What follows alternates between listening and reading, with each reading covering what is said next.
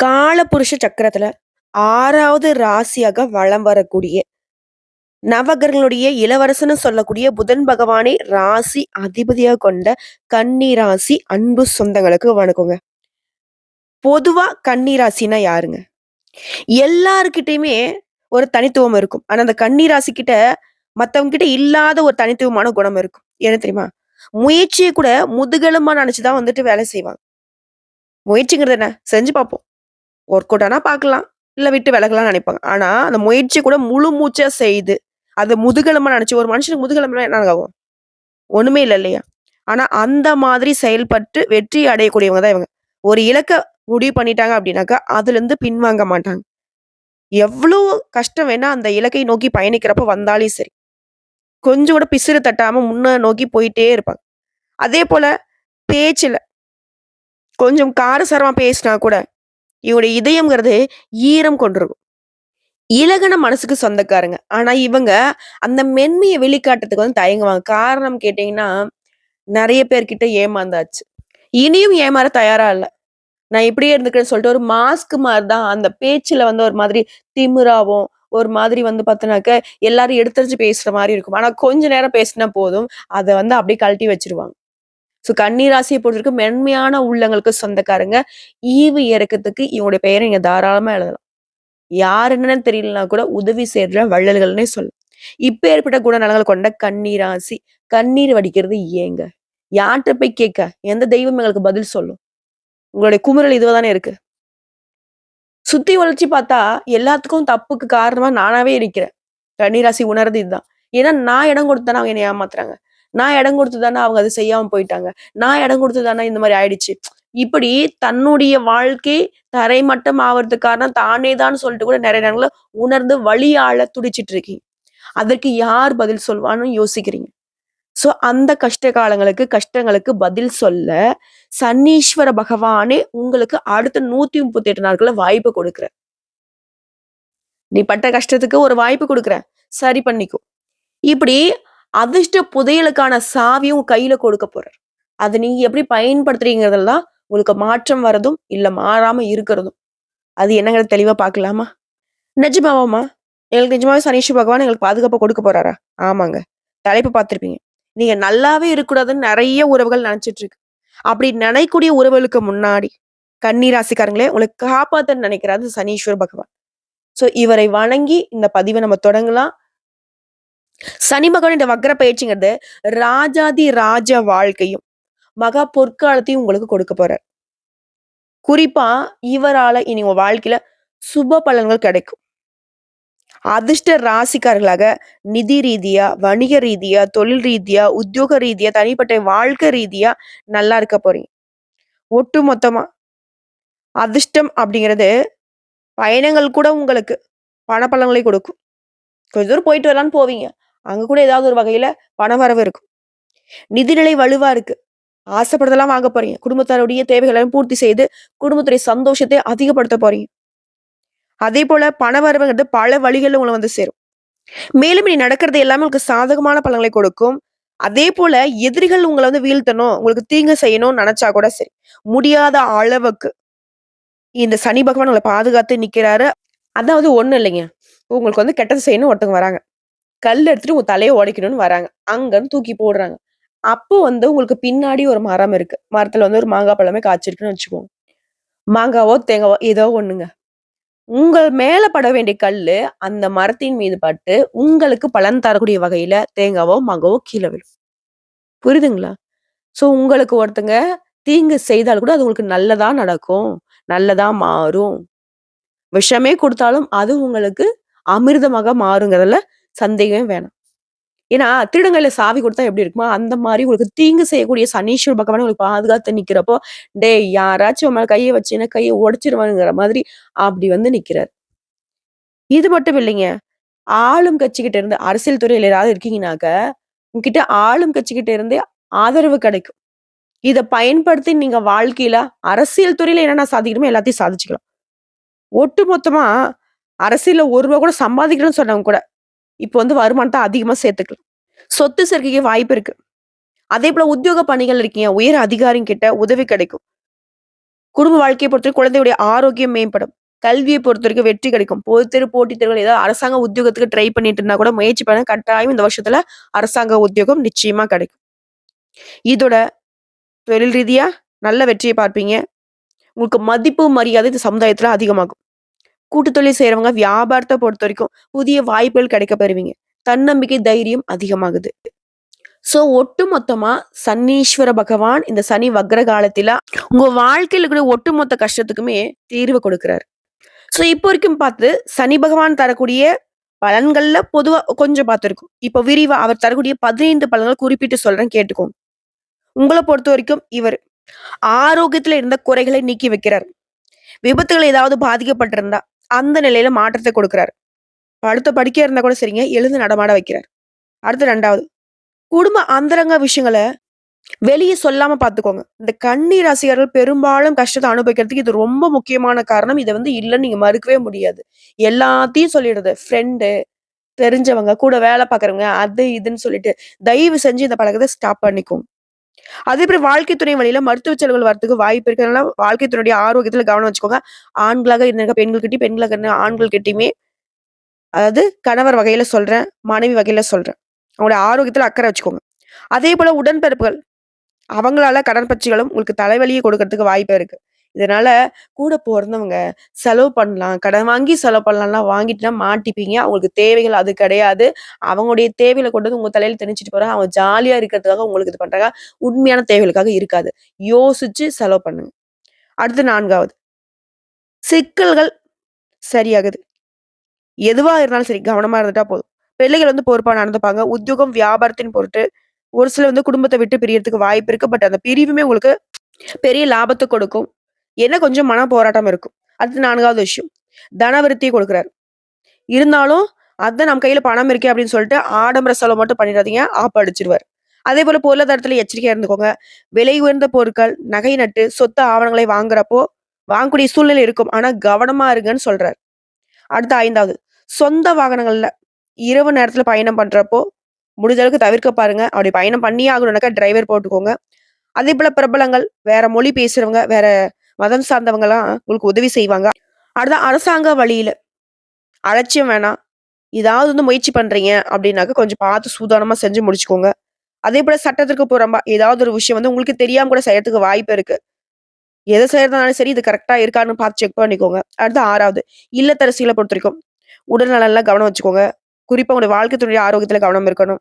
இதுவே வேலைக்கு செல்லக்கூடிய பெண்மணிகளா இருக்கீங்கன்னாக்கா, கூட வேலை பார்க்குறவங்கள பத்தி எதுவும் பேசிறாதீங்க. அவங்க கூடயே சேர்ந்து உட்கார்ந்து பேசுவாங்க. கடைசியில பாத்தீங்கன்னா, நீங்க தான் சொன்னீங்கன்னு சொல்லிட்டு முழுசா மாட்டி விட்டுருவாங்க. பார்த்து சூதானமா இருந்துக்கோங்க. அதே மாரி வேலைப்பளு அதிகமா இருக்கும். ஆனா கரெக்ட்டா வேலையில மட்டும் கவனம் செலுத்துங்க. அந்த வேலை பளுங்கிறதே உங்களுக்கு உயர்வையும், அங்கீகாரத்தையும் பெற்றுக் கொடுக்கும். அடுத்து 8வது வீடு பராமரிப்பு செலவு கொஞ்சம் அதிகமாகும். தாயோட உடல் ஆரோக்கியம் பாதிக்கிறதுக்கு வாய்ப்பு இருக்கு. அண்டை வீட்டார்கிட்ட அதிகம் உரிமை எடுத்துக்காதீங்க. யாரையும் ஃபர்ஸ்ட்டு நம்பிராதீங்க. அடுத்து 9வது விஷயம். கையிருப்ப கொஞ்சம் பார்த்து செலவு பண்ணுங்க. ஏன்னா கையிருப்பு கரையறதுக்கும், வெளியில கடன் வாங்குறதுக்கும் சூழ்நிலை வரும். கூடுமான வரைக்கும் வீண் செலவு, கேளிகை செலவு இதெல்லாம் குறைச்சுக்கிறதுக்கு பாருங்க. அடுத்து 10வது விஷயம். உங்களுடைய தந்தையரோட உடல் ஆரோக்கியத்துல கவனம் வச்சுக்கோங்க. வீட்லயும் சரி, வெளியிலயும் சரி, வேலைப்பளு கொஞ்சம் பொறுப்புகளும் அதிகமா தான் சேரும். அது உங்களுக்கான அங்கீகாரத்த பெற்றுக் கொடுக்கும். தவறாம வேலையில கவனம் எடுங்க. அடுத்த 11வது விஷயம். மன நிம்மதியான வாழ்க்கை அமையும். வெளியிடங்கள்ல உங்களுக்கான முக்கியத்துவம் அதிகமாகும். 12வது விஷயம். உடன்பிறப்புகள் வழியில சொத்து தொடர்பான பிரச்சனைகள் வரத்துக்கு வாய்ப்பு இருக்கு. முன்னாடி தான் சொன்னேன். உடன்பிறப்புகள்ட்ட எச்சரிக்கையா இருங்கன்னு சொல்லிட்டு. கடன் வாங்க வச்சுருவாங்க. சொத்த பிரிச்சு குடுன்னு கேட்பாங்க. இந்த மாரி சூழ்நிலை வரும். எல்லாரையும் நான் தவறு சொல்லல. ஒரு சில கன்னிராசிகளுக்கு உடன்பிறப்புகளால பிரச்சனை வரதுக்கு வாய்ப்பு இருக்கு. உஷாரா இருந்துக்கோங்க. அடுத்து 13வது வியாபாரத்திலும் சரி, தொழிலும் சரி, அதீத அக்கறை தேவைப்படுது. எந்த ஒரு விஷயத்திலுமே அலட்சியம் கூடாது. முக்கியமான விஷயங்கள நீங்களே முன்ன நின்னு நடத்தி முடிச்சுக்கணும். கடன் விஷயத்துல கவனமா இருக்கணும். புதிய முதலீடு பண்றேன், பண விஷயமா இருக்குதா, பலமுறை யோசிச்சு பண்ணுங்க. முடிஞ்ச அளவுக்கு பழைய முதலீடுல வச்சே மெயின்டெயின் பண்ணுங்க. அடுத்து 14வது பணியிடங்கள்ல கோபமாவும், வேகமாவும் நடந்துக்கவே கூடாது. ஏன்னா இந்த காலகட்டத்த பொறுத்தவரைக்கும் சனீஸ்வர பகவான் உங்ககிட்ட பொறுமைய தான் சோதிப்பார். கோவப்படுற மாரி சூழ்நிலைய உருவாக்குவாரு. அந்த இடத்துல நீங்க எப்படி நடந்துக்கிறீங்கறதுல தான் உங்களுடைய சாமர்த்தியம் இருக்கு. நிதானமா நடக்கிறது ரொம்ப அவசியம். வீண் விமர்சனங்கள தவிர்த்துக்கோங்க. யார் என்ன பேசினாலும் சரி. அதேபோல மூத்த அதிகாரிங்க கிட்ட அதிகமா உரிமை எடுத்துக்காதீங்க. உங்களுக்கு கிடைக்க வேண்டிய சலுகைகள் தானா கிடைக்கும். திடீர் இடமாற்றம் இருக்கும். அதையும் ஏத்துக்கோங்க. அது உங்களுக்கு சாதகமா முடியும். அடுத்து 15வது நீங்க பயப்படக்கூடிய அளவுக்கு இந்த சனியோட வக்ரகதிங்கிறது உங்களுடைய ஒட்டுமொத்த பாதிப்புமே சரி செய்யக்கூடிய வகையில தான் இருக்கும். ஆனா என்ன ஒண்ணு, எத செஞ்சாலும் சரி, பொறுமை, நிதானம், எச்சரிக்கை. இத 3 மட்டும் ஃபாலோ பண்ணிட்டா போதும். கன்னி ராசியுடைய வாழ்க்கையில கஷ்டங்கள் வந்து துளி அளவும் இல்லாம அப்படியே என்ன சொல்றது? செருப்புல ஒட்டுன மண்ணு மாரி தட்டி விட்டு போயிட்டே இருக்கலாம். ஓகேங்களா? கொஞ்சம் குழப்பமா இருக்கும். ஒரு சில விஷயங்கள கையாள்றதுக்கு. பொறுமையா இருந்துட்டு அப்ப அந்த குழப்பங்கள் தன்னால முடிச்சு அழுத்திட்டு ஓடி போயிரும். ஸோ ஒட்டுமொத்தமா கொஞ்சம் பொறுமையா யோசிச்சு பார்த்தீங்கன்னா போதும். தெளிவு கிடைக்கும், அமைதி பெருகும். செல்வாக்கு அதிகமாகும். நெனச்சது எல்லாமே அடுத்தடுத்து தன்னால நடந்துக்கும். ஸோ இப்போ வரைக்கும் பார்த்தது, சனீஸ்வர பகவானுடைய வக்ரகதி காலம் கன்னி ராசிகளுக்கு எந்த மாதிரியான வாய்ப்புகள கொடுத்திருக்குங்கிறத புரிய வச்சாச்சு. இப்ப தனிப்பட்ட முறையில கன்னியில இருக்கக்கூடிய ஒவ்வொரு நட்சத்திரத்துக்குமே இந்த வக்ர பயிற்சி எந்த மாதிரியான பலன்கள கொடுக்கும்?